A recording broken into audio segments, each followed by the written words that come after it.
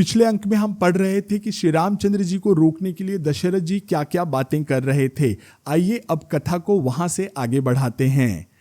राय राम राखन हित लागी, बहुत उपाय किए छलु त्यागी। लखी राम रुख रहत न जाने, धर्म धुरंधर धीर सयाने। राय जो कि राजा हैं वो इस प्रकार श्री रामचंद्र जी को रखने के लिए छल छोड़कर बहुत से उपाय कर रहे हैं, सब तरह की कोशिश कर रहे हैं। लखी राम रुख रहत न जाने, वो जान रहे हैं राम जी का जो रुख है, जो नज़रिया है, उसको देख करके कि ये रुकने वाले नहीं हैं, क्योंकि धर्म धुरंधर धीर सयाने। रामचंद्र जी कैसे हैं? वो धर्म धुरंधर हैं और धीरवान हैं, सयाने हैं, इसलिए वो रुकने की सोच नहीं रहे हैं। जब दशरथ जी ने ऐसा जान लिया तब नृपसिय लाई उरलीन्ही, अतिहित बहुत भांति सिख दीन्ही। कही बन के दुख दुसह सुनाए, सासु ससुर पितु सुख समुझाए। अब रामचंद्र जी को तो वो जानते हैं कि ये नहीं रुकने वाले हैं, तब उन्होंने सीता जी को बुलाया और अपने पास में लेके लाई उर लीन्ही, अपने हृदय से लगा लिया। अतिहित बहुत भांति सिख दीन्ही, बहुत तरह से अतिहित की बातें उन्हें बताई। सिख दीन्ही, उन्हें सिखाई, शिक्षा दी। कहीं बन के दुख दुसह सुनाए, बन के जो दुख हैं, जो दुसह हैं, जिन्हें सहा नहीं जा सकता, उन्हें बहुत तरह से सुनाया और समझाया और बताया कि सासु ससुर पितु सुख समुझाए, कि सास और ससुर के साथ में, पिता के साथ में रहने में कितना सुख है और बन में कितना दुसह दुख है। सिय मनु राम चरण अनुरागा, घरु न सुगमु बनु बिसमु न लागा। और सब ही सिय समुझाई, कही कही विपिन विपति अधिकाई। अब क्या हो रहा है? सिय मनु अर्थात सीता जी का मन तो श्री रामचंद्र जी के चरणों में ही लगा हुआ है और उनको कैसा लग रहा है? घरु न सुगम, श्री रामचंद्र जी के बिना घर सरल नहीं लग रहा है और श्री रामचंद्र जी के साथ वन विषमु न लागा, वन जो है वो विषम यानी खराब नहीं लग रहा है। और सब ही सारे लोग सीता जी को समझा रहे हैं और कहीं कहीं विपिन विपत्ति अधिकाई, जंगल में कितना दुख होगा उसे बढ़ा चढ़ा करके बताने का प्रयास कर रहे हैं। सचिव नारी गुरु नारी सयानी, सहित स्नेह कहि मृदुबानी। तुम कहूँ तो न दीन बनबासु, करहूँ जो कहि ससुर गुरु सासु।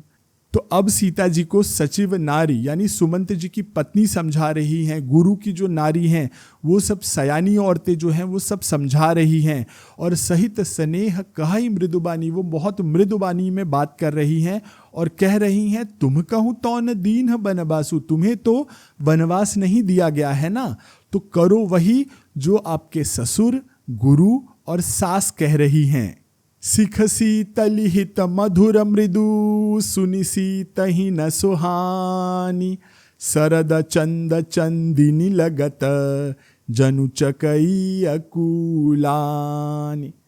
सारे लोग अच्छी बात ही कह रहे हैं, अच्छी सीख ही दे रहे हैं और वो जो सीख है वो शीतल है और मधुर है और मीठी है, लेकिन सीता ही न सुहाई, वो जो सीख है वो सीता जी को अच्छी नहीं लग रही है। शरद चंद चंदनी लगतु, जैसे कि शरद ऋतु के चंद्रमा की चांदनी लगते ही चकई अकुला जाती है, व्याकुल हो जाती है। सिय सकुच बस उतरु न देई, सो सुनि तम की उठी कैकेयी। मुनि पट भूषण भाजन आनी, आगे धरी बोली मृदुबानी। अब ये सब चीजें चल रही हैं, लेकिन कैकेयी जो हैं उन्हें ये सब अच्छा नहीं लग रहा है। सीता जी सकुच बस उतरु न देई, वो संकोच वश किसी को कोई उत्तर नहीं दे रही हैं, किसी के बात का कोई जवाब नहीं दे रही हैं। लेकिन ये सब बातें सुनकर तमक उठी, तमतमा उठी। कौन? कैकेयी। मुनिपट भूषण भाजन आनी, जो मुनियों के पहनने योग्य भूषण है यानी माला आदि है, जो कपड़े हैं वो सब ले आई, आगे धरी बोली मृदुबानी, और वो सब आगे रख दिया और मृदुवानी में कहा, नृपहि प्राण प्रिय तुम्ह रघुबीरा, सील स्नेह न छाड़ी भीरा, सुकृतु सुजसु परलोकु न साऊ, तुम ही जान बन कही न काऊ।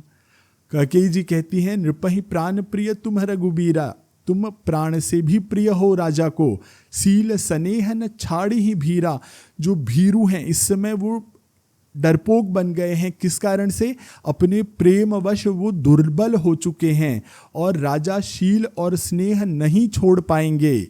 सुकृत सुजसु परलोक नसाऊ, और अगर वो ये सब नहीं छोड़ पाए और तुम्हें रोकने लगेंगे तो उनका जो सुकृत है, पुण्य है, सुंदर यश है और परलोक यानी कि उनकी जो बाद में गति होने वाली है वो सब भी नष्ट हो जाएगी।